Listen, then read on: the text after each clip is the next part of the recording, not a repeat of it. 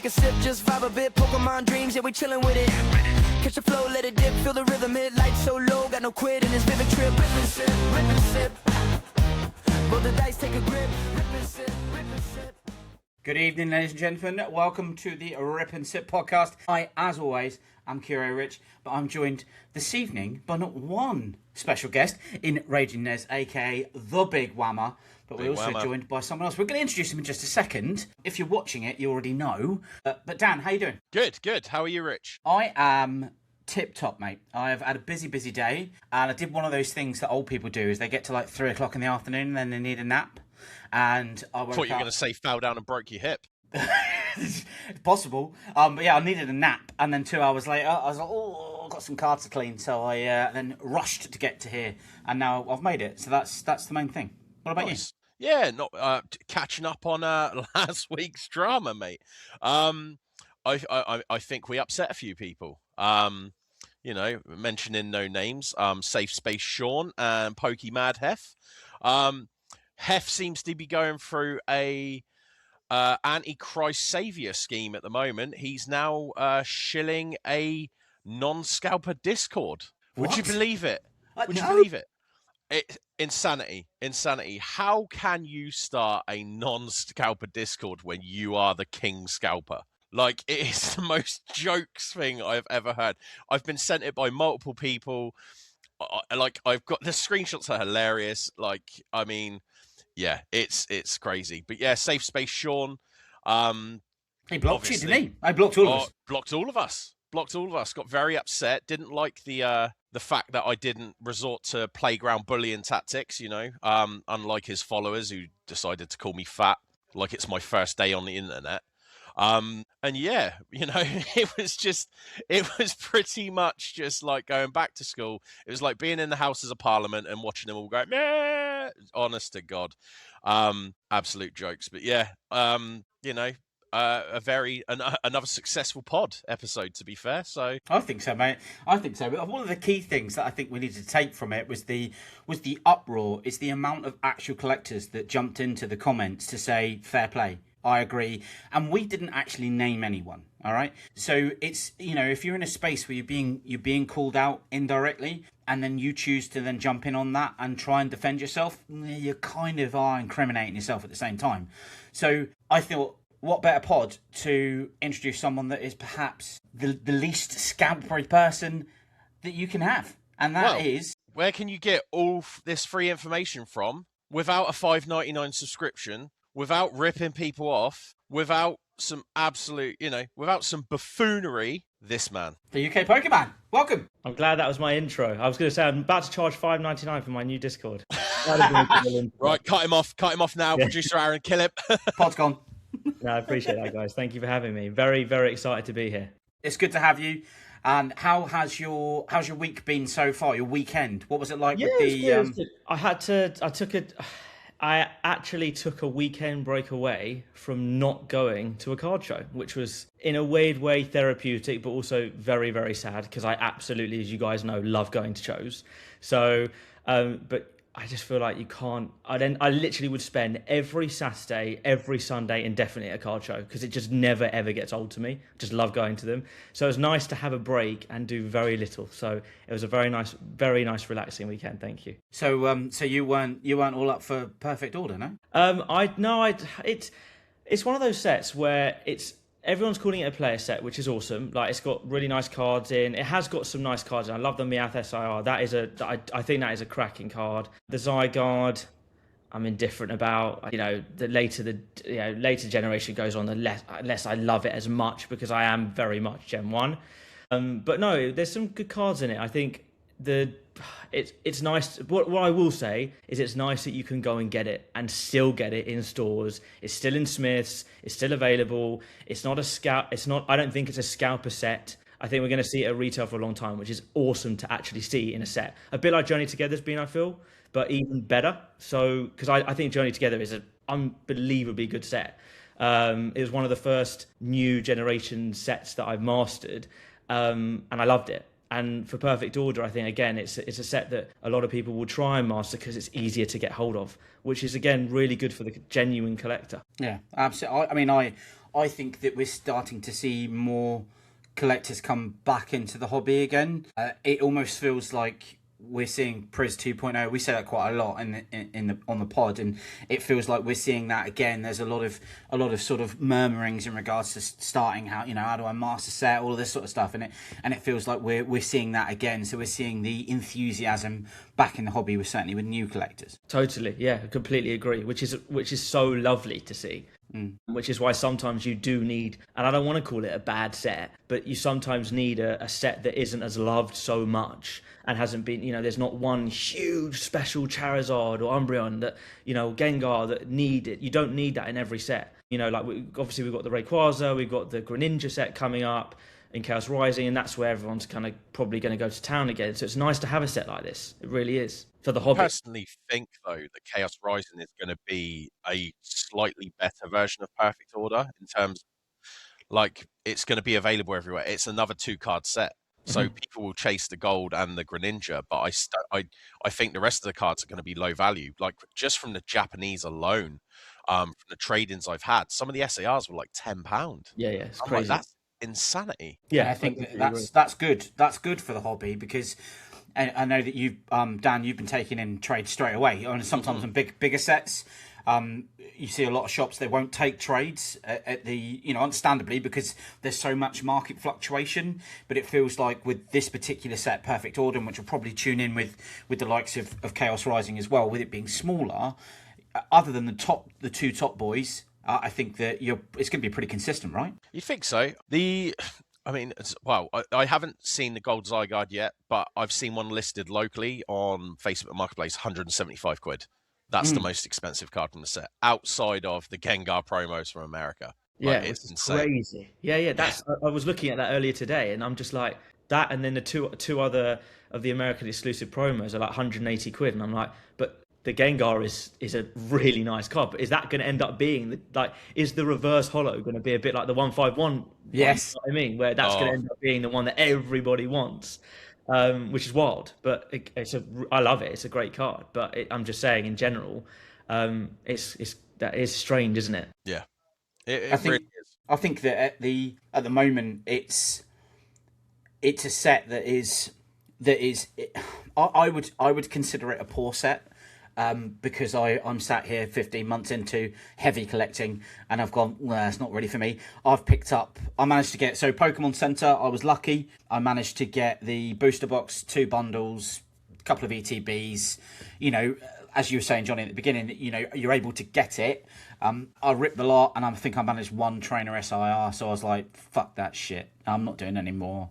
Welcome to the world of ripping anything. Yeah. Dan opens an art set and gets Lily's Clefairy. The IR? The regular Clefairy, yeah. Beautiful card though. Love that. It is nice. Have you ripped any so far, Johnny? Perfect Order, none. I actually haven't been able to get my hands on any yet, just because the weekend I wanted just to have. Sometimes I like to have, don't say a Pokemon break, but sometimes I like to have it's an exhausting hobby, as we all know. Like, we saw that fatigue, right, 3-4 months ago.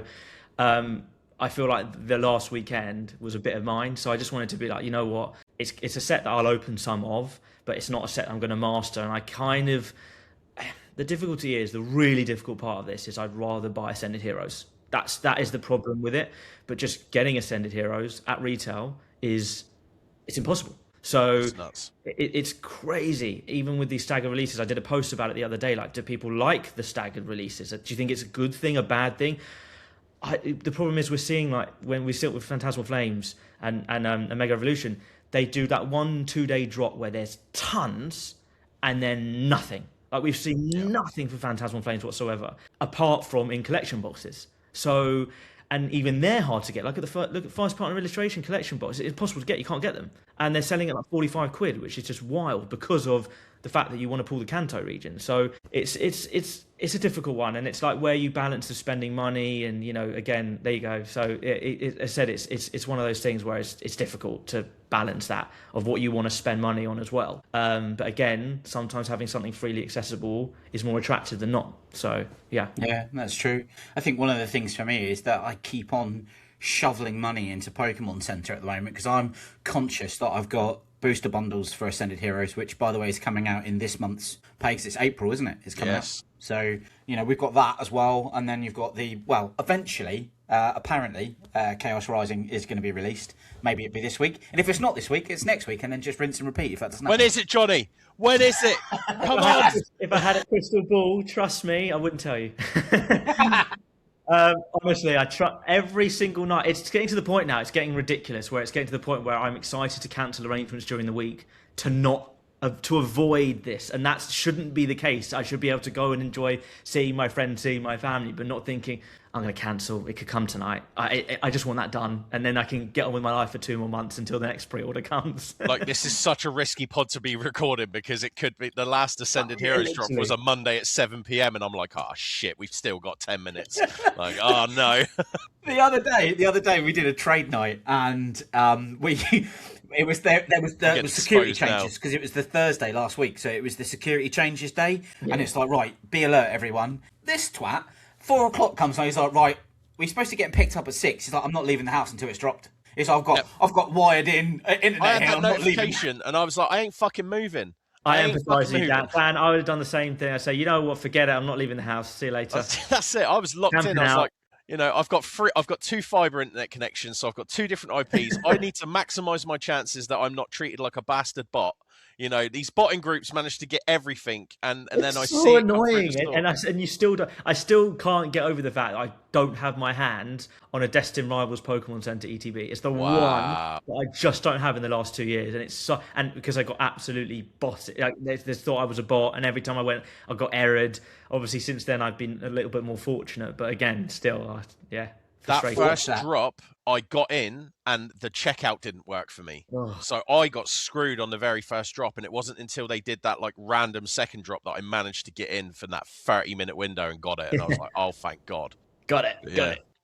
Love that. I watched the TikTok videos of I slowly watched a man lose all will to live whilst that was happening, Johnny. Through your whether I think you were live at the time. It was so hard not to swear and shout and be mad and be angry. I was just like, yeah, great, yeah, GG's everybody, yeah.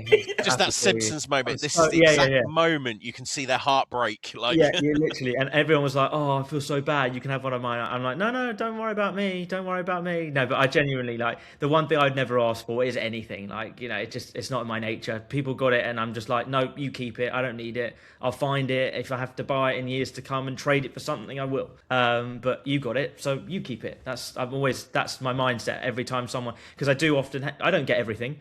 When I post things, people automatically assume that I bought it, and for the things I posted, if I did buy it and then posted it, it wouldn't be available because by that time it's gone.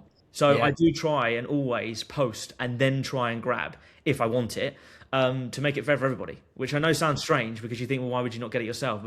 But me being the least techie person ever, hence when you see my bitches, I just am a background. By the time I've logged into the Asda website and gone to checkout or it's 3 hours later and it's been botted. So yeah, that's why I try and post it straight away, because otherwise I'm not getting it.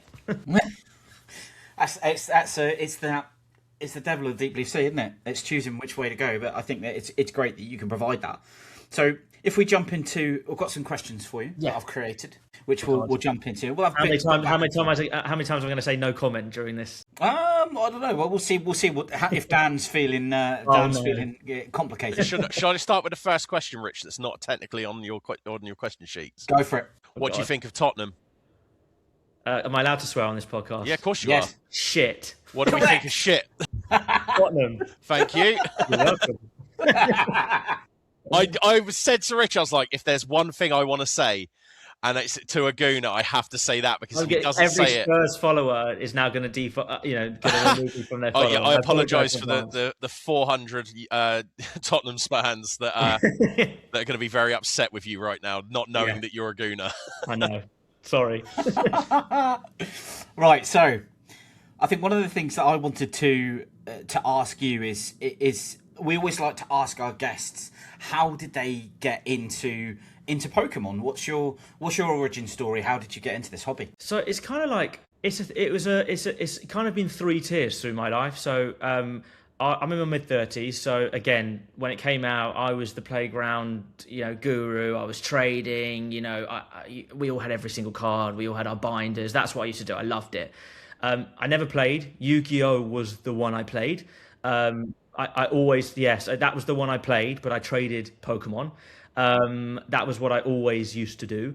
And then it was the kind of the same situation where everyone had a binder and their mums called them and said, I found your binder, what do you want to do? And I said, Mum, chuck it in the skip when she was moving out.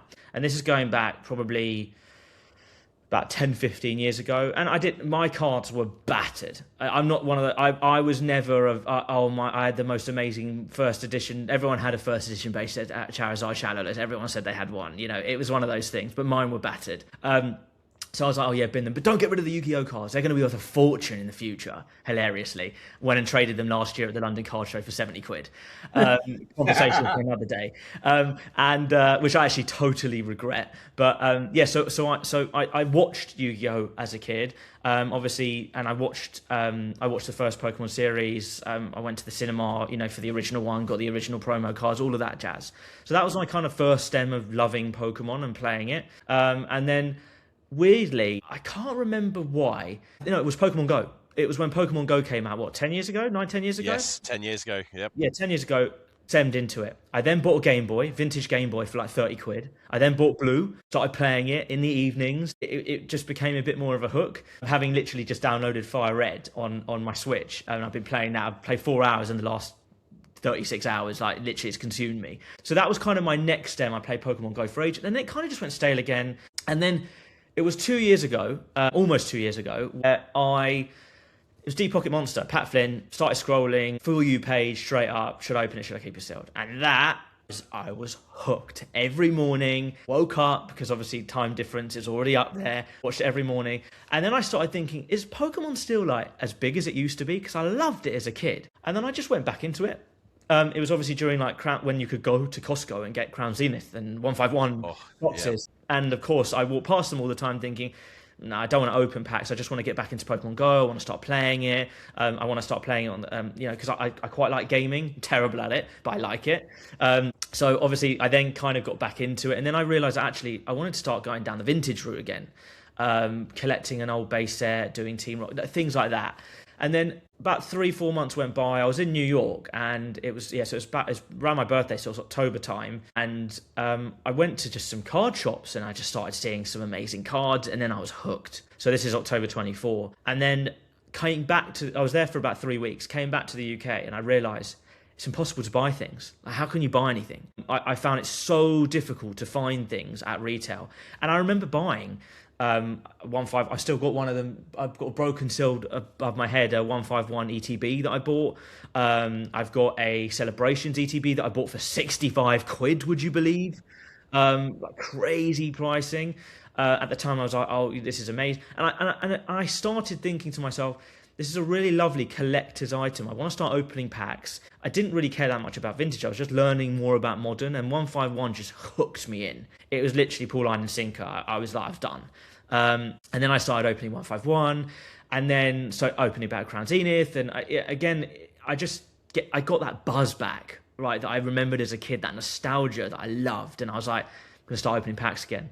And that's when I was that's when it kind of threw me into doing what I did now, because I remember being bought the Christmas advent calendar.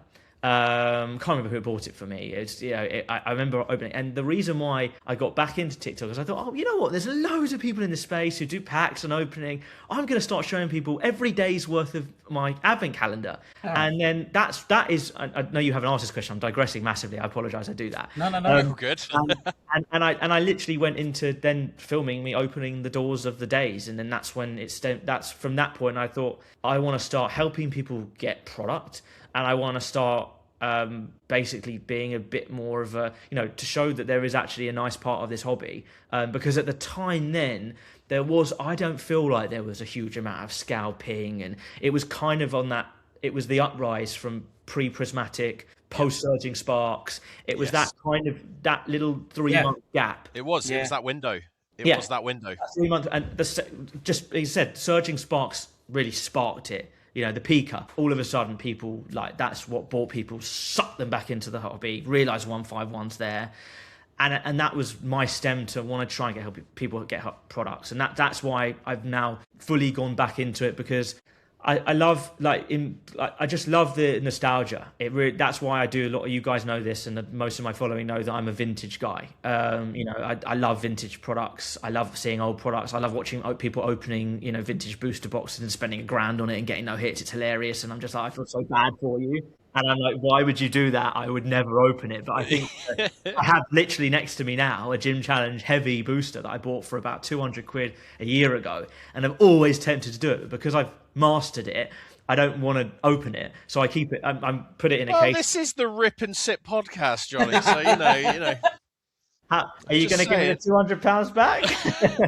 I mean, we'll find out if it's a real if pack. I don't hit, no. But that's the thing. So yeah, for me, it was because I see both sides. I do have a seal collection. I think most people who are in this hobby who rip have a seal collection of their favourite products, which I definitely do. But as I said, I love vintage. I will never collect vintage seals. It's just inaffordable for me. I get why people do it, and that's why conditions of cards. Don't give a damn. I picked up a Expedition base set Charizard in an Ace 2. I'm going to crack it open. I've just bought myself some pliers. Rich, I'm going to ask you if they're the right ones when we get off this pod, to make sure that I am not going to just literally rip the card in half, because I will do that, and I will film myself doing it. But I will put tape over it and put it in my binder. But do you know what I mean? So for me, I don't care about the conditions. I care about making sure that... So that, again, for me, why I came back into the hobby... it was nostalgia mostly, and probably Pat Flynn, because I think he's incredible what he's done to, I just think he's an incredibly smart guy. One day, fingers crossed, I might meet him. But he, as I said, his content is so engaging and hooking, and I love that 30 seconds. And yeah, that's really why I came back into it and put my foot into it. Really nice. I mean, I love his 30 seconds, but I'm also there when he does a premiere, like 1 a.m. or midnight, and I'm like, okay, right, there's a Pat Flynn video. 3 a.m. 2 hours later, I've gone through an emotional movie, and I'm like, what the hell has happened to me? I'm here like. His long form is so good, and it's his short form's good, and the Deep Pocket Monster. But his that 83 minutes, 83 cards Team Rocket. It's just like, for me, that is. I would love. Because I'm so not techie. I don't have the mind space. I don't have the headspace to do. At this moment in time, not that I won't ever do it, is long form. I find it incredible, some of the talents. For example, Pokey Mike, phenomenal, his content, the way he does his YouTube videos. I think that is a real, someone who can do that. I think it's a real talent.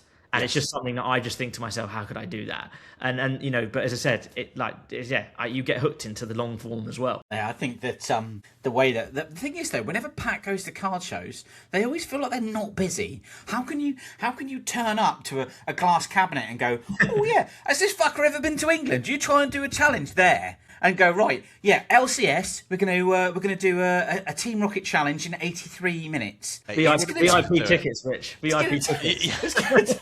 Yeah, it's gonna take you 33 minutes just to get to the fucking counter. That's after all the autographs and shit. Like, Christ. Yeah, exactly. You'd be hounded. I'd be running over. I'd be chasing him. Give me your autograph. Yeah, that's the thing. You would get that. But yeah, I don't know how he's done it. It's incredible. It really is. I think he's brought a lot of people. I think he's brought a lot of collectors in, but then he's also created a lot of content creators as a direct result of it. 100%. And I would agree with you in the same way that I probably was. He was one of the reasons why I thought, you know what's stopping me from doing it myself, and yeah, so I think he's a wonderful person, and he's got a great business mind, that's for sure. Yeah, he's a smart guy, very smart. So I saw you did an interview in Scotland recently, and I was going to ask you who your favourite Pokemon is. I now know that is indeed Gengar. how did that come to be? Fossil Gengar, Sabrina's Gengar. They were the two cards I remember so dearly as a kid. And for me, that cheeky smile, can't beat it. And that's why I love it. Every card is like that. It's that massive fat grin. And I just think for me, I know it sounds really cheesy. It just fills me up with like joy when I see it. Like I just honestly, every card that gets produced, even like the latest one from Ascended Heroes, he's just a cheeky bastard, and I love it. And that's that for me. That is why I love Gengar, and I just think it's, as I said, it's a powerful Pokemon. You know, and you know, I love the evolution line as well. It's just always been a card that I remember so well as a kid, and it doesn't help that it's always the most expensive card, which is a pain. Plain plat for that. Yep, exactly. Thank you, Pat. So yeah, it doesn't help, but again, like we were just talking now, I love the card from Perfect Order. I'll just have it in my binder and I don't care about it. It's one of my cards that I like. You know, some of the cards I've got some of the Chinese ones that are worth nothing, but they look cool and I like it. The big sticking out the tongue. Like I just think, you know, it's a card that I've always like. I don't know. I was very cheeky at school as well, so I think that's kind of why in that big fat grin when you're the one who always gets in trouble, even though you didn't do anything wrong. You were the grinner, you get in trouble, and I feel like that's Gengar. So yeah, I can really relate. That's 100% Dan as well, by the way. I don't know if I've ever asked you who your favourite Pokemon is, Dan. Oh man, I mean, from Gen 1, it was Mewtwo. It's definitely not EV producer, Aaron. You can sod off. But yeah, it was Mewtwo. Just from, again, I know Meowth talked through the cartoon and the anime and stuff, but I think hearing Mewtwo speak in the first movie was just like, oh shit, like, and then just seeing how like OP he was, I was like, yeah, Mewtwo's the one. But modern days, like, I don't know, I had an affinity for like the legendary dogs in Gen 2. Like they were quite cool, and obviously they had a bit of a backstory. But yeah, Mewtwo's always been the one that I've like gravitated towards. What's yours?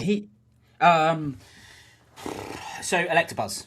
Okay, nice. Electabuzz. It's kind of he's kind of an obscure one in that he sounds weird and he's but I like him. I think he's really cool. I always gravitated towards the colour of him. It reminded me of a bumblebee and a wasp. Yeah, nice. What, Beedrill didn't?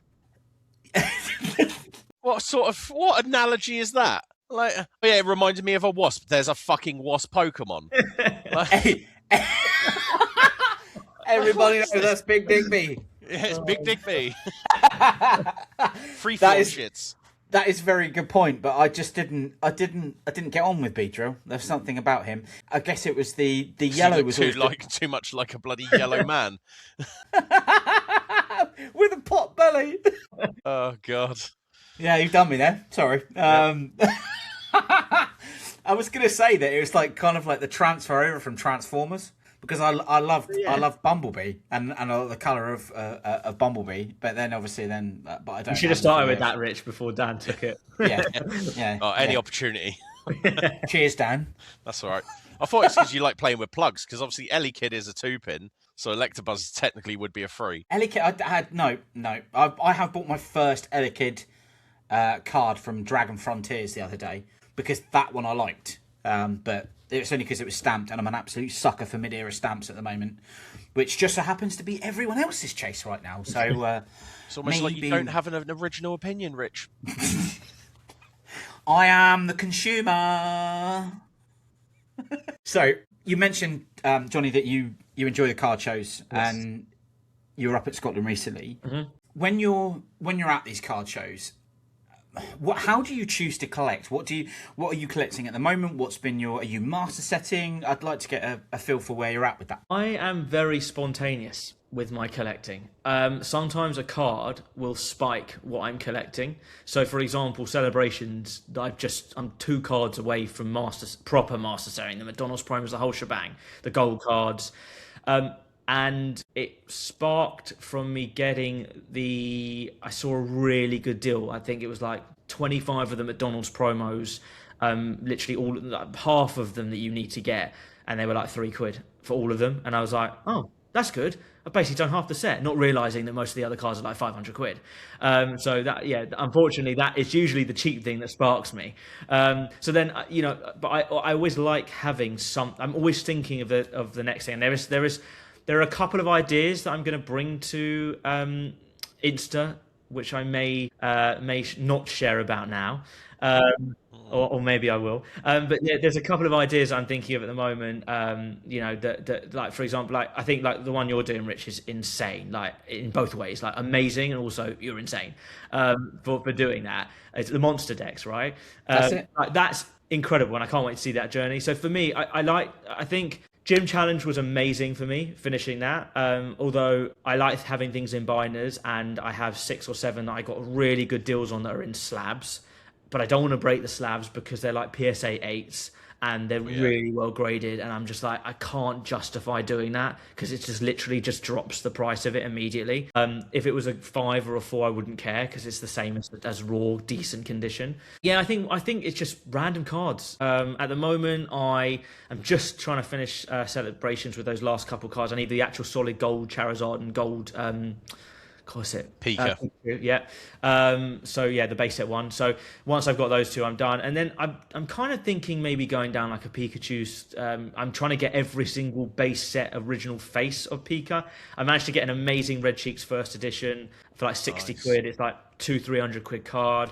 I just think sometimes I try and do 2 or 3 things at once. I don't like having one thing to focus on because you just don't know. And it kind of can sometimes ruin a card show for me if I'm fixated on just getting one thing or 2 cards, because then I'm not actually enjoying it. Sometimes I look at it and I think to myself, what I never do at card shows, which I've started to do, is look at sealed product. Because most of the time when you go to a card show, you think, I'm not going to look at the sealed product. It's going to be expensive. It's going to be over retail, which is fine. I've got no problem with that. Vendors want to make their money. I've got no issue with that at all. But the other day, I was there, and someone was selling Ascended Heroes at retail. And I was like, what? At a card show? I was like, this is crazy. So I literally bought, they only doing 1 per person, which was amazing.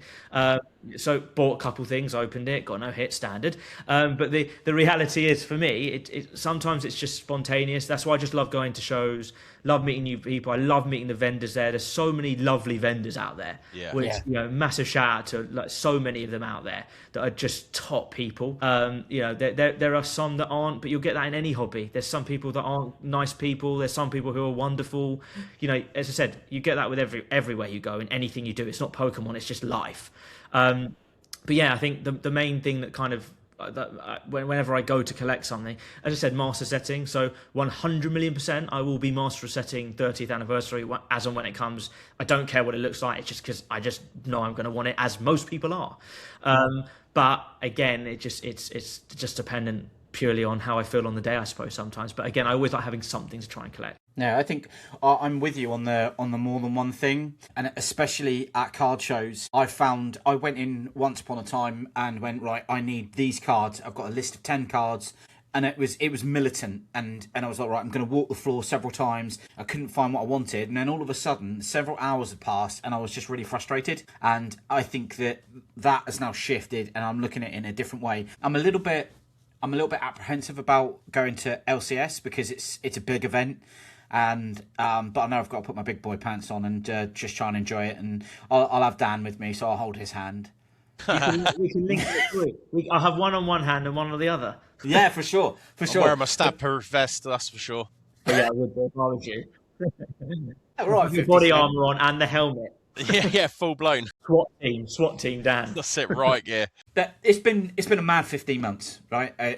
In this hobby, it's been a mad 15 months, and I think that you've been able to build such a big platform across different social medias, and the ability to be able to give information for free, which I think has benefited collectors, whether experienced or new to the hobby.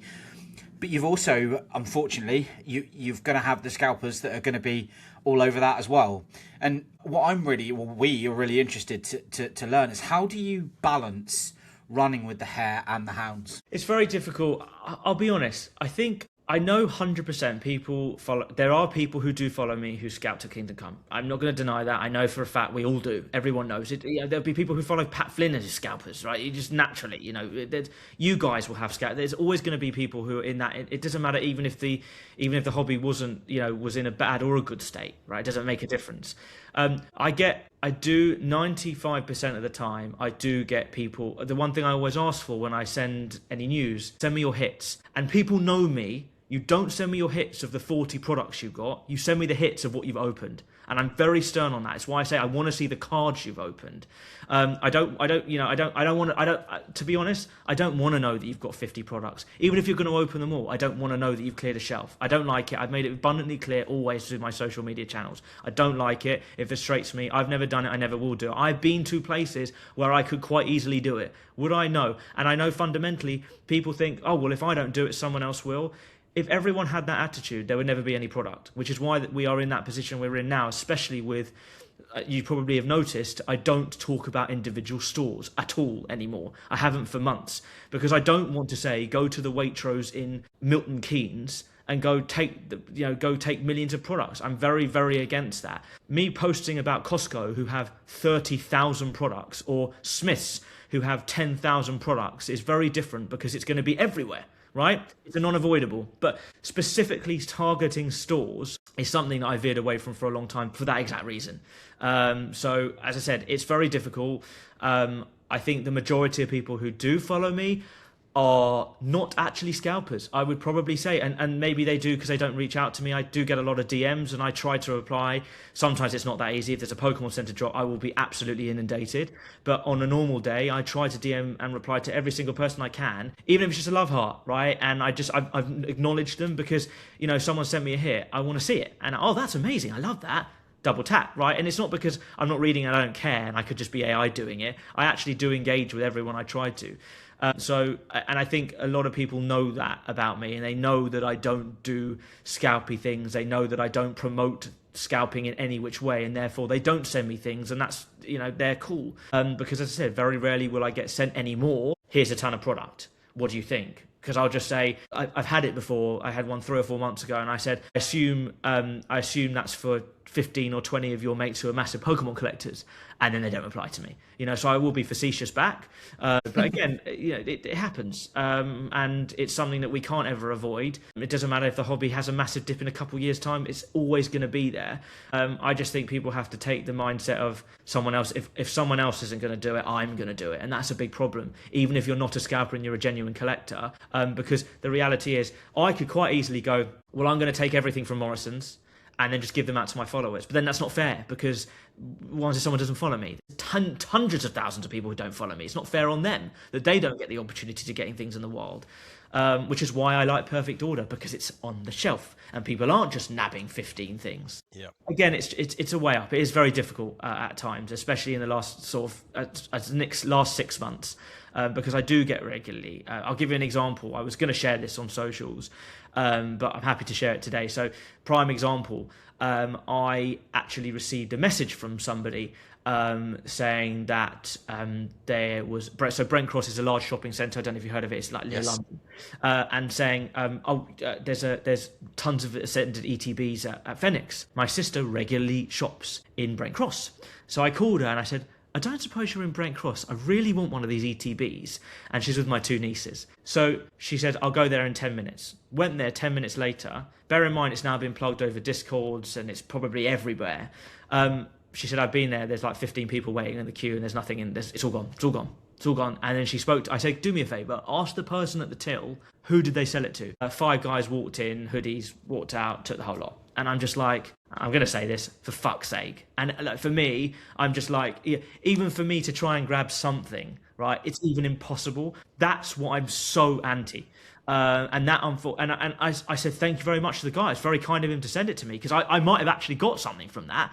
But the reality is, would I put it on my socials? No, because there'll be easily 500 people turning up there in the next 2 hours. And I don't want to give the pressure to Phoenix, because I don't think it's fair on stores to get influxed with people. Whether they're scalpers or genuine collectors, I don't think it's fair, because they get abused, unfortunately, as well. And then obviously the same token of someone turning up there and with all their mates and nabbing a load of things and selling it on Vinted 10 minutes later.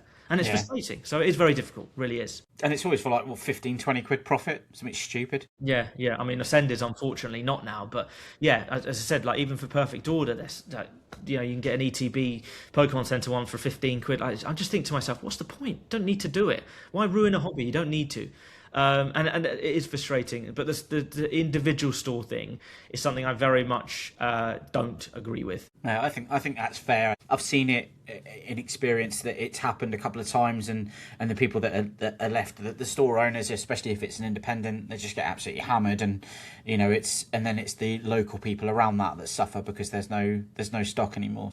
Totally understand that. In regards to so you spend a lot of time responding to people where possible, and there must be Jesus Christ, your DMs, mate, must be absolutely full of some scumbags. So, in your experience, what's the worst DM or experience in general that you've had in the hobby since you've been in it more? I mean, there's one I'm not going to say here because it is it's the See You Next Tuesday word, which I'm very anti. Remember that, Dan? Yep. Dan, please shut up.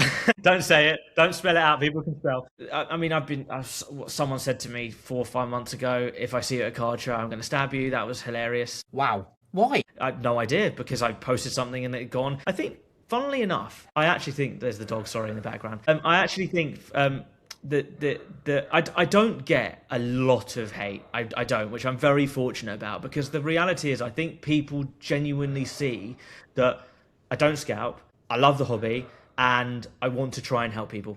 And I think genuinely people see that and don't. The reality is, for me, I don't see how, the same reason I wouldn't. If I see someone trying to genuinely help people, why would you want to be a dick to them? I think that's kind of, so I do get a lot of, I get probably 1 or 2 quite abusive messages a week. I just ignore it. I never rise to things. Some people have, they might be upset that they've not got something and they've taken out on me as a verbal punch bag, and that's fine. People are entitled to that. I get frustrated sometimes.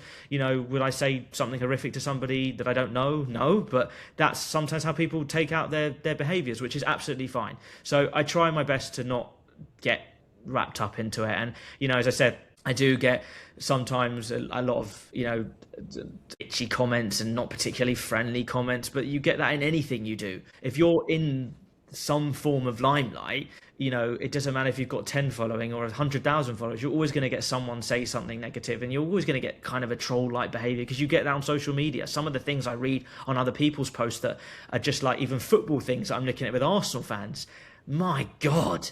Yeah. We won't talk about Dan's profile. You do get that, unfortunately. There are unfortunately, there's people out there who aren't particularly nice, but you get that in anything you do. And for me, it's just about surrounding yourself and being around positivity, and that's the one thing that has enabled me to enjoy this hobby more than I would have actually if I wasn't a content creator.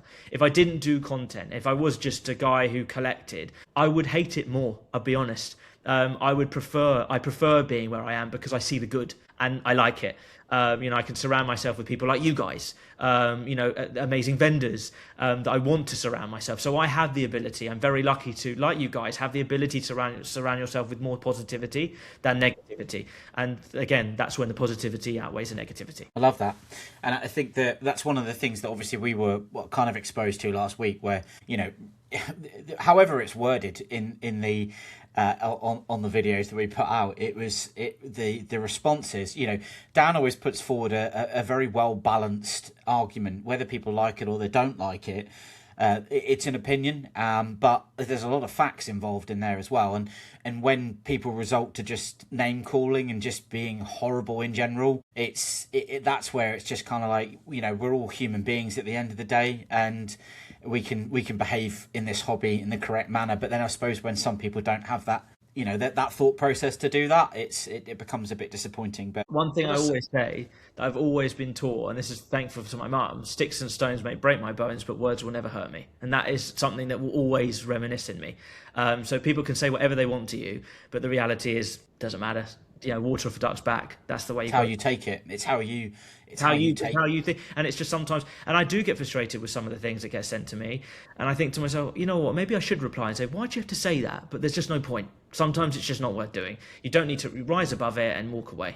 Be the bigger man. Sure. I think sometimes, sorry, Rich. No, go for it, mate. Literally, I mean, sometimes it's fun to respond. Yeah. And if only if, Well, if no, you only if love I'm being doing an that. You love app. it I anyway. mean, listen, yeah, that's me. You That's me. thrive First on day. it. I thrive on it. Well, we love you. You know, full Bane moment. You know, I was born in the age of the internet, so I've been on the internet since its infancy, and I'm like, I've seen the best and the worst of it. So, and you don't do something like this without expecting knives to come out and comments and all that shit. So, you know, the fact I'm big whammer today is because one dude called me it. He's like, "Oh, you don't know what you're talking. You need to go to the gym, you big whammer." It's like, brilliant. I've never been called that. I'm going to roll with that. Like, congratulations. That's an original thing. I've not heard that in 40 years of being on this earth. Congratulations. Am I offended by it? No. But, you know, the lowest common denominator in anything is the second they attack your appearance, it's like they've lost the argument already. Yeah. It's 100%. literally like, that's all they can do. It's like, oh, you're fat, mate. Yeah, and you don't think I look in the mirror and go, you're fat? Like, Christ, man. Like, it's, I've known my entire life, you know. Compliment. That's the way I bloody well look at it. Yeah. Every attack is a badge of honor. It's like, Jesus, I'd be covered in stripes right now. I think we've exposed an element of the hobby, which is the nasty side of things. I suppose the good news is that most of those people have now gone into the paid discords that are in place from various people, and they're peddling the free information that is widely available, and some of the stuff that you kindly put forward as well. What's your take on paid discords? No comment. No, I'm joking. Look, I mean, the reality is, from my perspective, everything's out there. I see both sides, if I'm being completely honest. I see the idea of information fed to you with ease, which I totally understand, and I empathise why people do it. I also think if you spent time doing due diligence and find the right people and surround yourself with the right content creators or Reddit posts or whoever, friendship circles, you can also get that information. There's again, it also depends on the Discord you're paying for. You know, the reality is the one that we know about, PokeNotify, right? There's a reason they have hundreds of thousands of followers, and there's a reason people pay for it. It seems like, I mean, I'm not a member, I never have been, but it seems like it's a good Discord. It makes sense. Do I pay for anything? No, I don't need to, because I try and that's what I try and do is condense as much info, and I provide it to people who want to. You know, there's tons of people who do what I do, and give information and news and whatnot and all that. Not whatnot and what else. But the reality is, you know, there's tons of people who do it, and people might not like the form of content I do it in. People might really like it, which is why they follow me. And that's the thing is, you know, often I get the question of, you know, you're copying someone. Everything is copied. Every single thing is copied from a source at some point, from everywhere. And it's just about condensing it in the way that you provide your content. Would I pay for would I pay for a Discord? Absolutely not in a million years. Do I understand why people do it? Yes. Do I disagree with it? Again, it depends on the Discord, because you look at different types of Discords and whatnot. I just think there's certain things you just don't really need to pay for, and there's certain things you do, and that's the way I look at it. I think that's a very well balanced answer, if I'm honest. Yep. Dan, what do you think about that? No, it is. Johnny, say what you really think, you bastard. Yeah. No, well, the thing is, like, obviously, I'll talk about it briefly. Obviously, Sean started posting on the video that didn't mention him, that he's now blocked, and obviously deleted most of his comments. And I was actually in a diatribe with him, and I was like, look, at the end of the day, I'm not saying you can't have a paid Discord. What I'm saying is you're unfortunately, you know, part of the reason why the hobby's so shit. And it's because you're trying to monetize free information when there's so many sources out there. And, you know, it's a joke. Like, you're doing nothing new. If it was something new that you had the exclusive on, or, you know, it was something that bettered the availability of something, perfect. But it's not. It's like, here's a grading play. Here's where stock is. Here's this. It's nothing. You're literally paying for someone to sit on their ass and do fuck all. And that's my problem. And it's no different to our Scottish friend with hers. And it's like, you know, today a video dropped that featured her and Subcenter, and it's like, oh, I can't believe that these cards come back. And it's like, well, no, and she's feigning like she didn't know what the grades were. Like, none of those cards had an upcharge. And it's like what? Oh, these are great grading plays. Yeah, they're cards from Japan from 10 years ago. They're anniversary cards. Of course they're going to be great fucking grading plays. I don't need to pay £6 to know that. Like, yeah, I'm fine with people monetizing whatever they want, but there's enough scumbags in this hobby that if you're peddling free information and then using that as a route to then sell just the same information but behind a paywall, I disagree with it, and I think you're an arsehole. I think one of the things as well is we talked at the beginning about the new collectors coming into the hobby, and new collectors are perhaps not aware of what's available to them. I remember when I came back into this third time round and I looked at the sets and I was like, holy shit, what on earth am I collecting? What are these sets? What do these mean? And I knew nothing. And if something is easily fed to you, which kind of leans on what you were saying, Johnny, if it's easily fed to you, then that way you can go, oh, I'll just pay £6 and great, I can get all that information and I can learn from it and I can build from there. But it's also, there's an element of preying on not the weak, but maybe the naive that aren't sort of aware of how it all works. But there are so many people that are prepared to give that information for free, like yourself. And I think this ties in quite nicely with my next question, because I know that you put the time in to find out about Costco drops. Mm-hmm. You probably know the owner now. He hates me. No joking. So I want to know all of your secrets. I know producer Aaron has literally texted me 17 times saying, ask him about stock drops and how I get them. Producer Aaron, you can ask yourself. My DMs are open. The one thing I do is I spend a lot of time. I'm a hunter.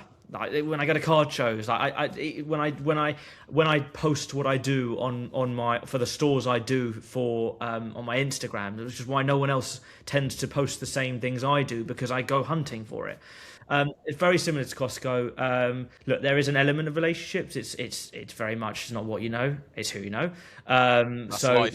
That unfortunately, and I managed to source information I need to and provide it to people that, it's good content, right? And people are excited by it. And as I said, the reality is it's one of the very few stores that I do post about at all anymore. I don't talk about Tesco's, Morrison's, none of that, because they don't put limits on it. Although Costco's Unova Heavy Hitters was a bit of a shit show because they suddenly went from 2 to 10 people, 10 per person, which was just calamitous. It was rogue. Yeah, it really, honestly, it was. And I mean, again, that's when I kind of draw the line on things. But again, anything where there's mass produced, I will talk about it. And I think Costco is one of the ones. And as I said, there's 4 new big products coming out in the next 3 to 6 months. And of course, I want to be able to be the person to provide that and kind of be the name to face, so that when people get it, they'll show me their hits. It's the buzz I get. So again, it's very much, I hunt. I will literally go after, I will get the information, I'll provide it as and when I can.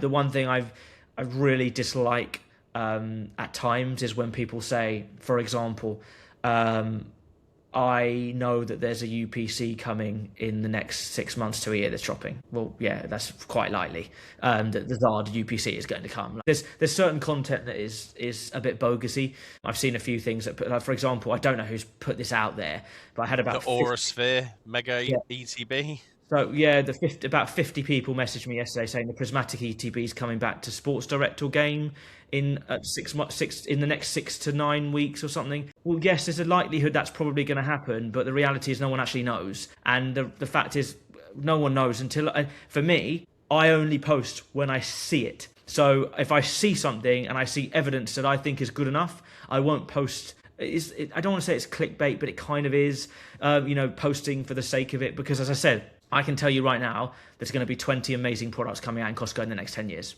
Oh my God, we have the exclusive. Holy shit. Johnny's just opened the can of worms. But the reality is, this is the thing. Yeah, exactly. Mic drop, right? So this is the thing. You can say that sort of stuff all the time. But for example, when I see information from Asmodee saying that Destin Rivals booster boxes are coming, we don't know the volume, but they are coming in the first week of April, I will tell people about that. So they get excited. Oh, I can tell you the volume. Oh, okay. Well, say that for the DMs. The reality is, you've got that kind of then you've got information that people are excited about, rather than I think, you know, I've seen something's coming in the next 6 to 9. That's not for me. That's clickbait. And I think the reality is I want to see proof. I want to see information. You know, as I said, I've got no idea who sparked that conversation. But the reality is, I think for me, it's about providing genuine, authentic information rather than, as I said, just saying, for example, I get the Smiths figures, which is why I post about them on my stories. So I know what volume Smiths may get for products. Like with the Perfect Order, I knew they were getting around 100 ETBs per store. So I will put that information out there. When I get the Argos SKUs, I put the information out there. Do I know how much Argos are getting? Sometimes I do, so I'll post it. If I don't, then I won't. So I'll only post things that I think that I know from a valuable source will be real, authentic product. And again, that links to following the right people, the people that you think are going to give you the right information. And that's why I would argue I probably don't post as much as I used to in that field, because I don't want to post crap for the sake of getting followers, because then you don't look authentic. And in a few years down the line, what are they going to be following you for? You know, I want people following me because I'm a collector and I want to help people. That's it. And I don't want to lose 20,000 followers in 2 years' time. I want to be at X amount of followers, and people are only going to do that if you provide decent, valuable information. Yeah. I will say, like, genuinely, the last couple of weeks, I've literally tuned into your stories from the business account, and it's been like, oh, yep. And then I see an Asmo email behind you, and I'm like, well, I better check my bloody emails then, because Johnny's posted about some changes coming. Like, shit. Right, let's see what I've got, what allocations I've got coming up. Just need Johnny. yeah, that's it. I just look at your stories now, and I'm like, right, I better check the bloody emails, because there's going to be something in there. And that's the thing, but it's out there. Right, yeah. And this is the thing, linking back slightly. There's always information out there. You just got to follow the people that you think are going to give you the best information and provide it the most digested. That's why I like short form. I could talk about values of products and this, that, and the other. You know, I get a lot of questions of what you think. Feels like a dig there, Rich. Well, I just got bright. Jesus Christ. You really did. Wow. Whoa. Where are you, in Barbados? Yeah, I am now. It's easy to say, you know, talking about products increasing and values and what do I think about this? If I buy this, do you think it's going to go up? And I say, I don't know. If you ask anybody who's ever asked me about the value of a product, the question I always do is a copy and paste of, don't know. Do your own read. I have been part of a regulated business for many years in my life. So the investment side of things does worry me, because no one is regulated. It's like Bitcoin. You know, I don't think people should give advice. Oh, 100% agree. It's not a regulated product. I can tell you right now, if you buy a 151 booster bundle for 200 quid in 20 years' time, if Pokemon's still around and it's still as big as it is, it's going to be worth $1,000. I can tell you that right now. I'm not the holy grail of giving advice. So that's why it's a field I never go into. I'm not comfortable telling people how to spend their money. That's the point. If you want to go buy Pokemon and rip packs, go gamble away. But the reality is, you know, if you're buying something to make money, I would never tell you what to do and what to do with your own money, because people do go wild. Some of the things I've been sent, I'm just like, holy shit, you've just sold what to get that? Like, yeah. You know, and we see it in, like, I've been reading in Reuters and BBC and the value of products going through the roof and this, that, and the other, and how it's the 600% increases on things, blah, blah, blah. And I'm like, well, yeah, rule of thumb, that happens in most things you do. Even in Yu-Gi-Oh! It's gone up if you've kept first edition Blue Eyes White Dragon for so long. But yeah, we all do. But the reality is, you that's why investment advice and investing information, I do think people know what they're talking about. Like, I've seen you guys talking about it, and I think what you guys talk about, you're not telling people what to do and what to advise. You're saying what you think. Giving an opinion is like, for example, you know, there's someone I follow who's a great guy, and I really like it. One thing I don't talk about is names, although I did drop Pokemon, but that's because I love his long form. But the reality is, you know, for me, I think that you know, there are good people who give decent tips and decent advice, but I'm not going to do that because I don't feel comfortable in telling how people to spend their money. It's not for me.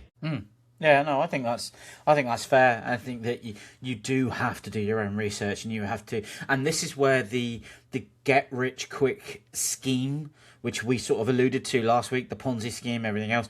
The only person that's getting rich is the people that are charging for the information. Oh, yeah. And well, the frustrating thing for me is the whole. Do you remember the whole? I can't remember the card where It wasn't the Kabuto, it was the before that. Who was that? There was a Pikachu, full up Pikachu, or I can't remember, but it was buying everything and then all of a sudden sells everything. Why would you sell something if it's going through the roof? I can't remember what it was. It was about a year and a half ago. It was a card. But again, this is the thing that frustrates me, is that when you see, and I have seen it over the past year and a half, 2 years of being in this space, someone say, buy, and then all of a sudden they're selling it. And I'm like, that's called pump and dump. That's not acceptable, in my opinion. That is an I think, Rich, you said in your last podcast, an Avon type scheme, right? It's a pyramid. You get people to, as long as you're the bottom of the pyramid, the top of the pyramid, you're making money, and that's where you again follow the right people, be a part of the right people, build your community around you. Yeah, that is there to help the collectors. Yes, spot on. Because people do buy things for that. I have products that I think will be worth money in the future. Did I buy it because I think they're going to be worth money? No, I spent 400 quid on a Celebrations Pokemon Center ETB. Do I think it's going to be worth a lot of money in however many years' time? Probably. Did I buy it for that reason? No, I want it as part of my still ETB collection because I haven't got one. So, it's a way up. Like, for example, I've just seen, I'm tempted to buy Shining Fates ETB because I love the EV, I love the artwork on the EV box.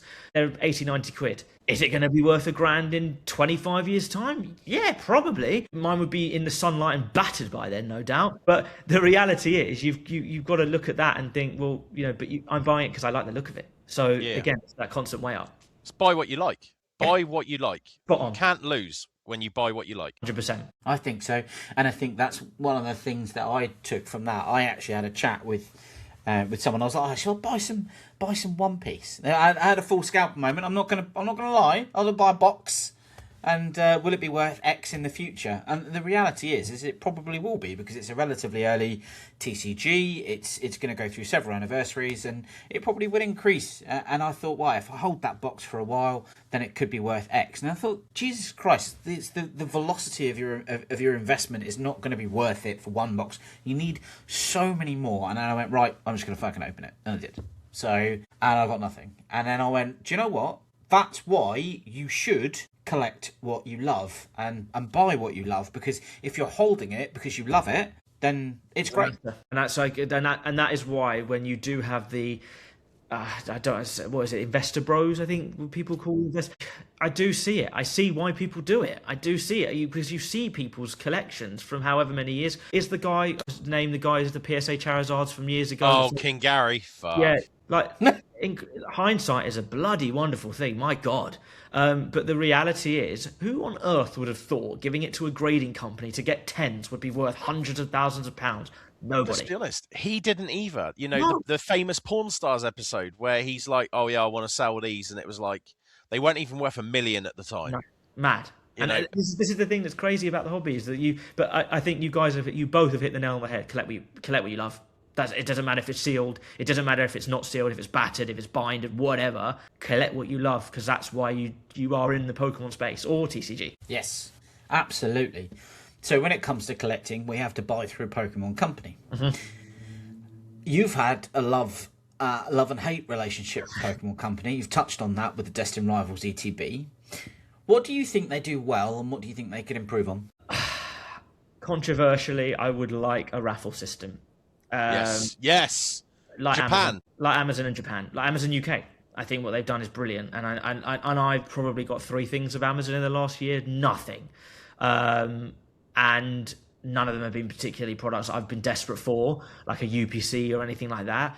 But I don't mind the raffle system. I think it's a good system. It stops people going wild, doing what we're doing every bloody night right now. Terrified of breathing outside, getting home early from work. The amount of times I get messages saying, I've left work at 3 o'clock, do you think I'll be back for the Pokemon Center drop? I said, coming. But the reality is, that's where we sit. I think a raffle system would be cool, like they do in Japan. I think in regards to what they do wrong, I mean, look, I don't want to say print more, because I don't think printing more is going to make a difference, if I'm being honest. I think printing more means people will rip more, and it will still be the same problem. I think what they do right is, I mean, as I said, I'm kind of middle fence. Do I think they do a lot wrong? Not really. I said the botting situation.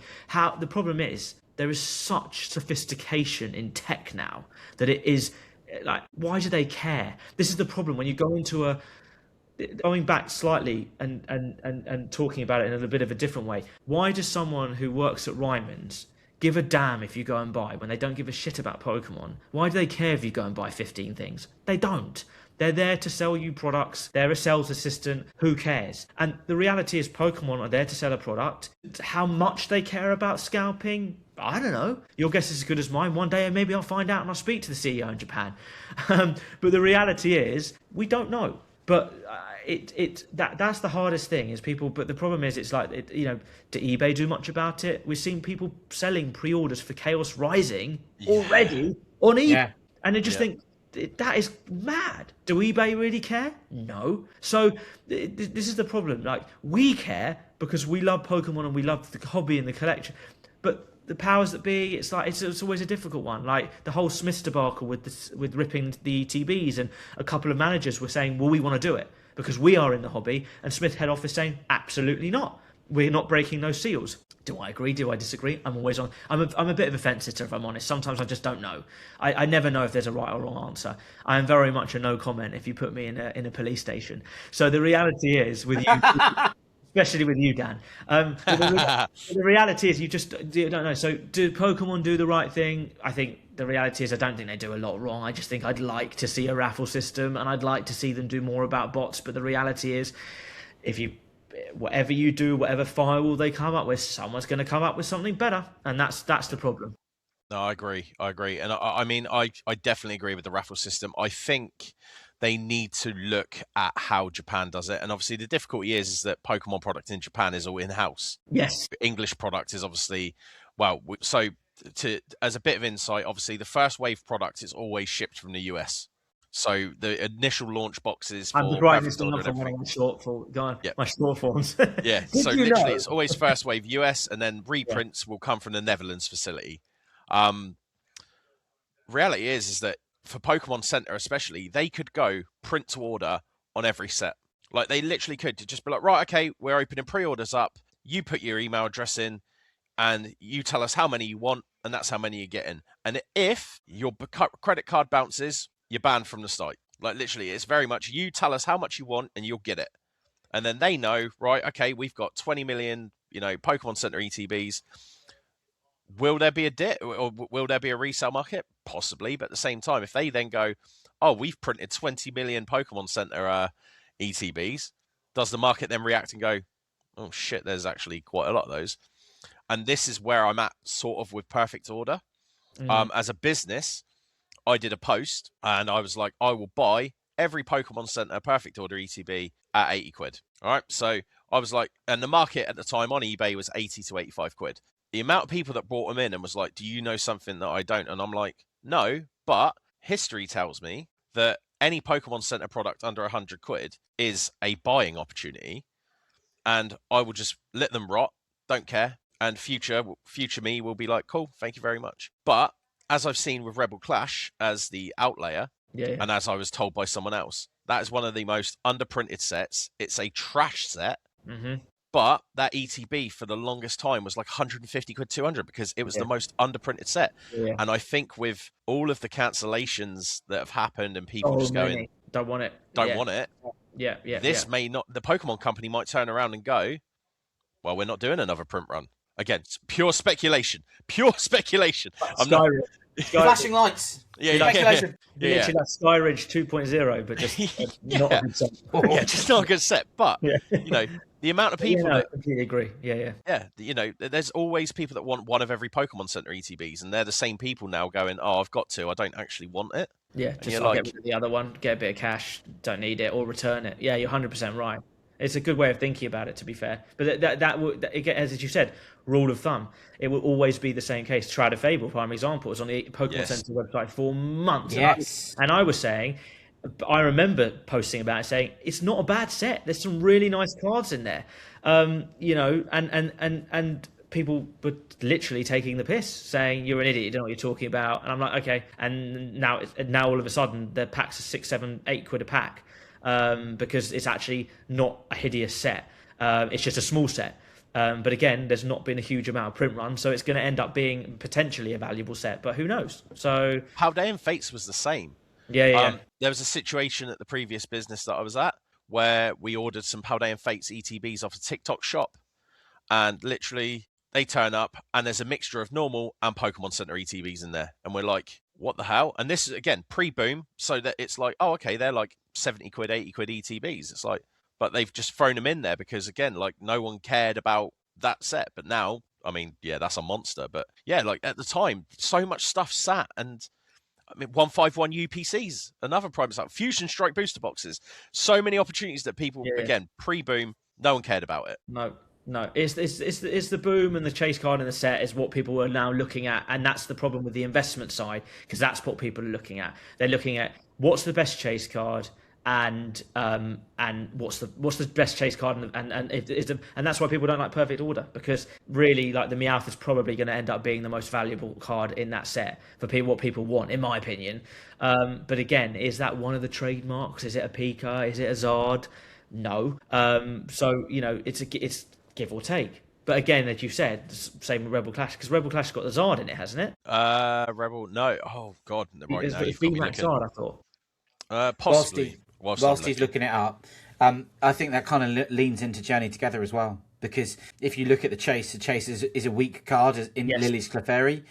But the value at the moment, the set value is relatively low. I think it might have just breached £1,000, but even still, it's a low value set. And if you look at the shops like the Tesco's, your Morrison's Dailies, all those, the Journey Together is now out there, and I saw booster boxes were available for under retail recently. So we're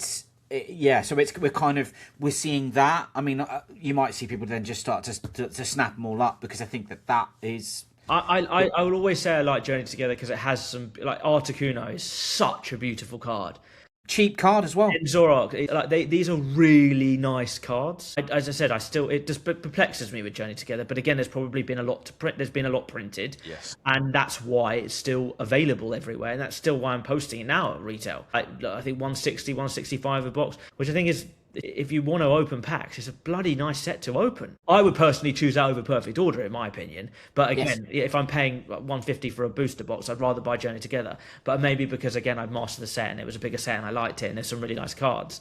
I mean, that is the reason also why I like Journey Together is that Lily's Clefairy is the last actually good card I've managed to pull. So it's been about a year since I've pulled and I've probably opened about 3,000 packs since then. So we won't talk about pack luck in this podcast, because our producer and a certain Mr. Rich have both pulled a Zard. Well, for Phantasmal, I had to buy it. That was fun.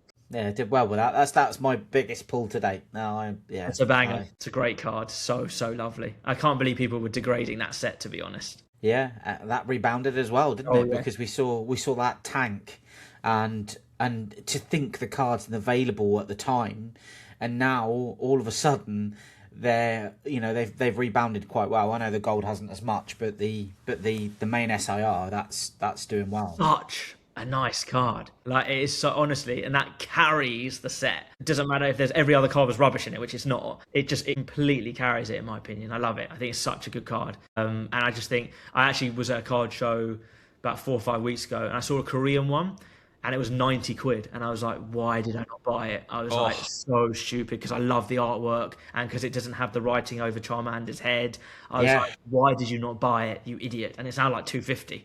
Again, stupid, because it would have looked perfect in a little Zard binder with the 3 of them if I get my hand on the Japanese one. But again, we all make our mistakes. Hindsight, as you said earlier, hindsight's a wonderful thing. So did you find out the Rebel Clash? Yeah, so it was the Gen 8 starter trio, just in rainbows and full arts, and maybe a full art Ninetales, no Zard in there. So it's literally just a trash set. It was Burning Shadows, naturally, that had just the regular Zard in it. Oh, fine. It's just, not a great set at all. Just it was the thing. I remember doing I worked with a couple of vendors, guys that I posted for. They found a huge amount, and they were selling them for about 85, 90 quid for half boosters. This was probably 8 or 9 months ago, and like, good luck getting them for under 150, 200, which is again strange, because even if you pull all the good cards, it doesn't even cover the cost of the set. No. It's crazy. It's a bit. One thing I do think, Mike, I'm going to be really controversial here. Ooh, I think it's really controversial. Pokemon Go. I think that I actually think it's a nice set, and that trio of the Radiant, Zard, Venusaur, and Blastoise, I just picked them up for like 28 quid for the 3 as the set, and then the Charmander, the Bulbasaur, and the Charmander, Bulbasaur, and the can't think of Squirtle. I was just like, oh my god, all of them for like 35, 40 quid. And I'm like, and also you've got Mewtwo as well. They've got some good cards, and I feel like it's not been slept on. No one cares about it, but I feel like Pokemon Go it's also got that nostalgia to how I was when I played the game 10 years ago. So I think I think that's quite a nice set. That's something that I have been thinking about trying to master as well. It's the first set I mastered coming back to the TCG because of Pokemon Go. So the second they announced the card set for it, I was like, well, I'm mastering that. Yeah. And 100%. again, hit up Smith's.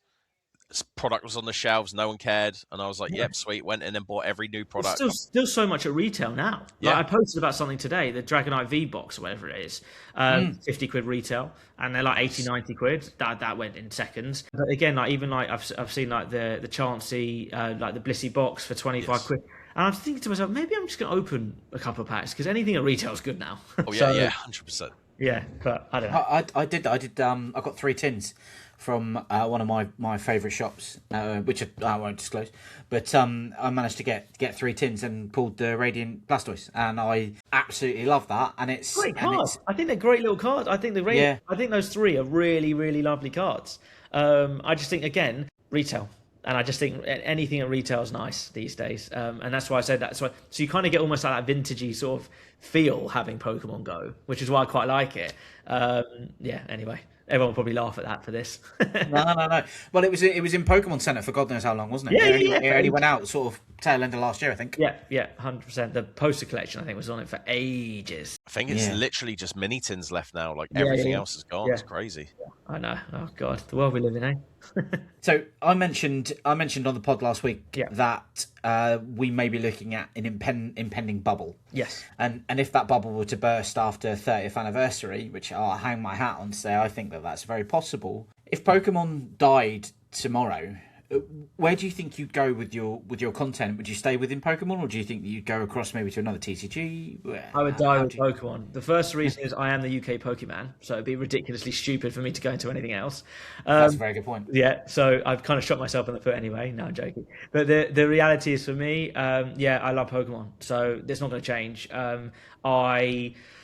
I've considered going down potentially.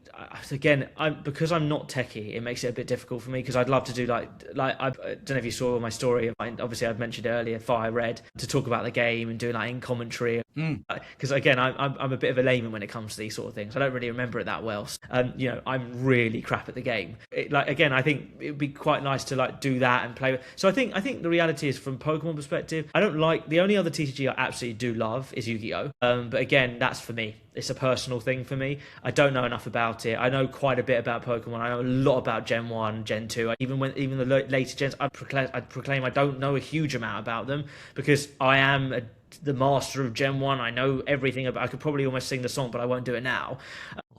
The reality is, from my perspective, although that would be funny content, from my perspective, I do think that, I think that I like. I love Pokemon, and I said Yu-Gi-Oh. Like the one thing I want is that Legendary Treasures or whatever, that Japanese box. The full arts is quite cool. Oh, the over arts, yeah.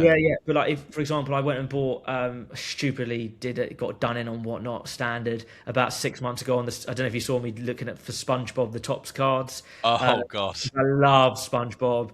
I thought it was brilliant, and my nieces watch it, so I always watch it with them. Sometimes it's background TV. So I went and bought all the Topps cards, spent a fortune on those. Absolute load of crap waste of time. So I've got a load of bulk if anyone wants that. But the good price. Yeah, exactly. Like things like that. I just kind of occasionally like to dip into that just to show people, as I said, that I do. It's not just all about Pokemon. There are other TCGs, but like for example, One Piece, absolutely hate it. Couldn't hate it more. I really just don't like it. I know it's controversial because you guys might like it. I know a lot of people. No, I don't. Dan loves it. I just can't get into it. And I started watching the anime series, hated it. Started watching. I want to start actually watching the Netflix, the sort of real life version of it. But again, I don't love it. I like the reason why is it's a bit too real, if that makes sense. Like it's a bit too anime. I like Pokemon because it's kind of It's not real. It's like, how the hell can Thwacky exist? Do you know what I mean? Like, it takes you out of, it's that a bit more sci-fi. Do you see what I'm saying? Like, Yeah. it's like if they brought out a Lord of the Rings TCG. I'm obsessed with Lord of the Rings and I love Harry Potter. They brought out a TCG in it. I'd get into it, but I wouldn't get into it. So that's why I do understand the appeal on One Piece, because it is kind of like that Lord of the Rings cards from years ago. But I just think it's more, some of the prices I see on them, I'm just like, how the hell is a card 10 grand? Like, no, It can't exist. It's a new TCG. I just don't like, why would you spend 10 grand there? But who the hell am I to know? I don't know, So, I don't know. It's one of those things. But when you see like the football cards, because I've thought about those as well. Do I absolutely love football. That is joint up there with Pokemon for me. Would I do Pokemon football cards or anything like that? No. For me, would I love a card that's signed by Saka? Yeah, but I'd rather just bug him until he signs my card. So yeah, it's just one of those things for me. So yeah, I'm definitely Pokemon through and through. Famous last words. No, absolutely. I think soon to be the UK One Piece man in 7 months' time. I was going to say, we just got, as long as the UK's there, I can just I can franchise out into different names. So I'm just going to go on Instagram now and hold that name. Tell them to me, yeah. Sorry, Johnny. So a couple of fun questions before we wrap things up. Yeah. So your fave Pokemon is Gengar. Who's in your 6 Pokemon squad and why?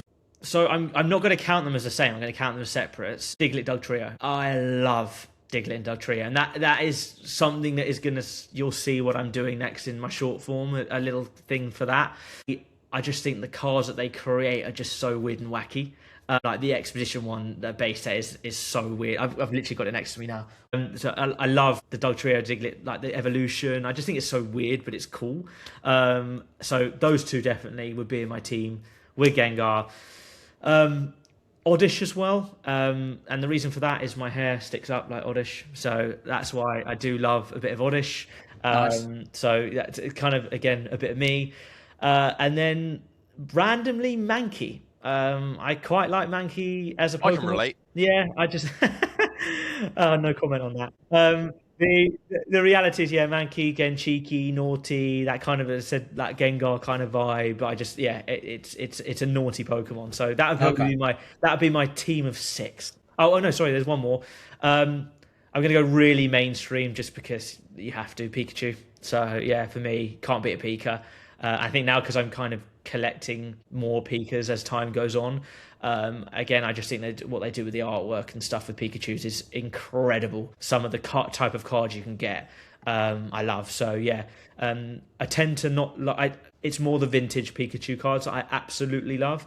The newer ones, don't mind them. Like one of my favorite cards I have is Detective Pikachu, the Chinese one, which I've still got sleeved. That's probably one of my favorite cards right now if I had to choose top 5. So yeah, I'd anything Pika, even if it's presented on the card. I've got a challenge for you now, Johnny, though. Oh, go on. Before Rich asks the question. No, obviously you're 6. The next, when you finish Fire Red, Leaf Green, I want to see those 6 Pokemon in your Hall of Fame screenshot. Fine, okay. Is that doable with Fire Red? Yeah, can you do it on Fire Red? Yeah, you should be able to. Yeah, you can. I fought most of them. There you go. Okay, I'll do it. I love that.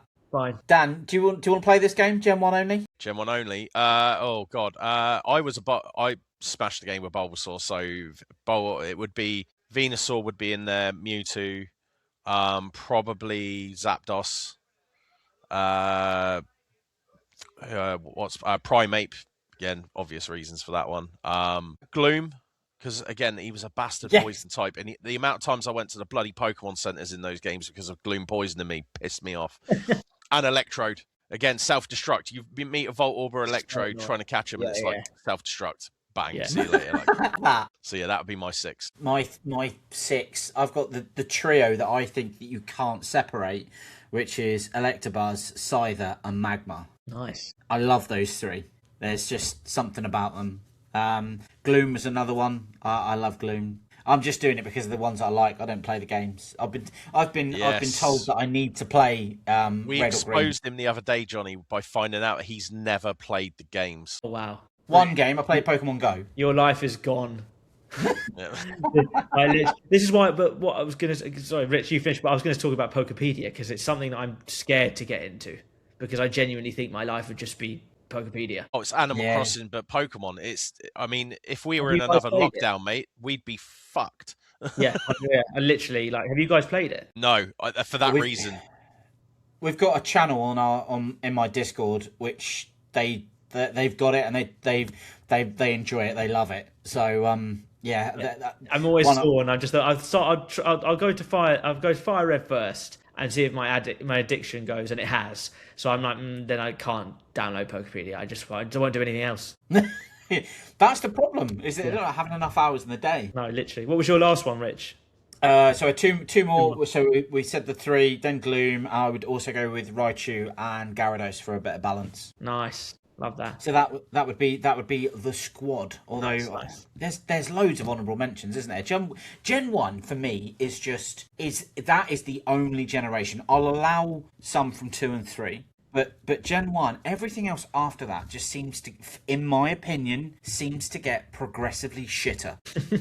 All right. Piss off a lot of people there. Yeah, well, okay. Hot Here take. come the Umbreon and Lugia fans in the comments, mate. You're going to get crucified now. Well, the thing is that fair play. You know, you've got the legendary dogs, you've got the legendary birds from Gen 1, but then I just personally feel that they literally Big Ken, Sugimori peaked with Gen 1 and then steadily got worse. Why the fuck have we got Pokemon that is like a rosary, and then why the fuck have we got one that is a bag of rubbish? How is that a thing? How can you... I'll make you laugh though. You're going to like this, Rich. So I was reading the other day, and apparently if Pokemon stays as it is until 2200, there will be over 10,000 variations of Pokemon. Saw that article. And So good luck to you, Rich. God. Yeah. We The monster are- dex is going to be crazy at Oh that point. yeah, Rich, we'll keep the monster decks going for that reason. You have 60,000 binders. Fucking doomed. Charger Bug. If anyone loves Charger Bug, please let me know, because I don't think that person exists. Don't think we can be friends is how you were going to say in that conversation. Very politically Red correct. flag, green flag. Mike's going to find someone that likes Charger Bug now. Do you know, it's funny you should say that, because that is the question from our previous guest. You can probably guess who that was. Yeah. And his question to you, Johnny, is Umbreon, red flag or green flag? I don't want to say you can't say Umbreon's a red flag. As much as I want to. I mean, you can. As much as I want to be, I have to say green flag because it is the trademark of so many banger cards. So especially with Prismatic and Evolving Skies, and I actually am on the chase for. If anyone's listening, I am on the chase for an Umbreon. So yeah, a Moonbreon. So they are, but again, I want one that's not in. I want the difficulty with that, which I found. None of them are raw. Everything is graded. I would do anything for a 7 or a 6 or a battered one, which you just can't find. I don't mind paying 400 or 500 quid for a destroyed one to have it, but they don't exist. And that is the one thing I found so difficult with both the Umbreons of Evolving Skies and Prismatic, is finding one that's raw. And if it's raw, my worry is it could be fake. And that's, again, the problem I have with, and that's the catch-22. I was so close to buying one at Card DM a couple of weeks ago with one of my friends, and the guy I said, "Can you tell me the source of the card?" And he said, "Look, it's someone I know who I know would never have fake stuff." And I just like, or do I spend another couple hundred quid and get one that's an 8 or a 9, but you just can't find them because people will just consistently send it off for grading until it gets a 9 or a 10. Yeah. So I'm gonna say green flag. Green flag. So, question from Curio Rich. Graded cards, red flag, green flag. I don't grade, as you know. I've never ever sent a card off for grading. Not to say I wouldn't ever do it. I just don't know enough about it, and I like raw cards. I like holding a card. I like putting it in a binder, and it is one of the things I'm annoyed about with my gym challenge set is that 7 of the cards I've got are, as I said, were amazing value, but they're in I can't put them in a binder. And if anyone has a solution for putting graded cards into a binder with other cards, I would love to know. But it's a difficult thing because I don't want to put like a fake card or something like an energy with the name of it on. Yeah, I don't want to do that. It's not the same. So I probably will have to buy those cards battered if I can, but probably one of them is Blaine's Charizard, so I'm not going to find a very good battered one of that without costing a fortune. So I would say I see a market for it. It makes sense. I do think it's a green flag if you grade with the right people. I'm not going to get into that because I'm going to set down on a mad one. But the reality is, yeah, sorry, Dan. But the reality is, yeah, I think it has a market. There's a market for it. I don't dislike any grading company. I think every grading company, I suppose a good thing, positive thing about grading is they all have their own different little niches, little quirks, and what they provide best. So I think, it's just the consumer choosing the one that they want the most. But again, I would do it based on what I like. As we said, collect what you love, rather than, oh, what's the monetary value going to be of this card if I get an A? What's the difference between ace or PSA or tag, blah, blah, blah. So again, it's do what you want, what you like the look of the most. Yeah, absolutely. Last question. Go on. Is, what question would you like to ask our next guest? I would say, I've said this before on my Insta, so I'm going to give it to somebody else.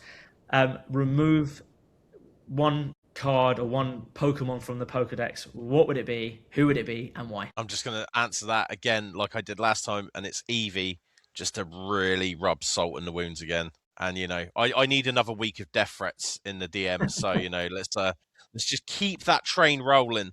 Yeah. He's off to LCS with a target on his back. Oh, yeah. I just thought you could make a t-shirt or a jumper or you need to do something related. I'll get something done. Be comfortable. Worry. Don't wear a full-blown, tactical suit, hazmat suit or something. But yeah, I wouldn't go like that far. But yeah, maybe. Although I was going to say a vest of sorts. But yeah, you don't want to go to standing up in a vest. But, yeah, stab vest. Yeah, literally. Could you imagine? But it would be very funny. It'd be good content. Yeah, that would be amazing content. Well, Johnny, it's been an absolute pleasure. Ditto, likewise. Having you on. If you want to shout out your channels, and if there's anyone else you want to shout out, now's the time to do it, good sir. Yeah, no, I really appreciate that. Anyone listening, make sure you follow these guys. Certainly, Rich at Curious Collectibles, obviously Dan as well, the big whammer as he's known. No abuse to him, only maybe a little bit of abuse for me, just a little. I'm the UK.pokeman. Make sure you follow this podcast. Make sure you see this journey these guys are going on, because they're brilliant and they're on something really, really fun and exciting. Thank you very much. Really appreciate that. So we're off into the sunset, although the sun has probably set. I don't know actually, because fucking daylight saving time. Set. I've looked above me. It's gone. Yeah. Well, as always, I've been Curio Rich, Curio Collectors Club. This has been my co-commentator, Raging Nez, aka Showpoke Collectibles. AKA roll on the next Big one. Whammer. Big Whammer. Big Whammer. Thank you so much. But until then, take care. Good night. Au revoir. Habosh. Roll the dice, take a grip, rip and sip. Let the moment flick. Catching feels, not just hits. Got the vibe in my fingertips. Catching feels, not just hits. We don't stop, we just flip. We don't stop, we just flip. We don't stop, we just flip.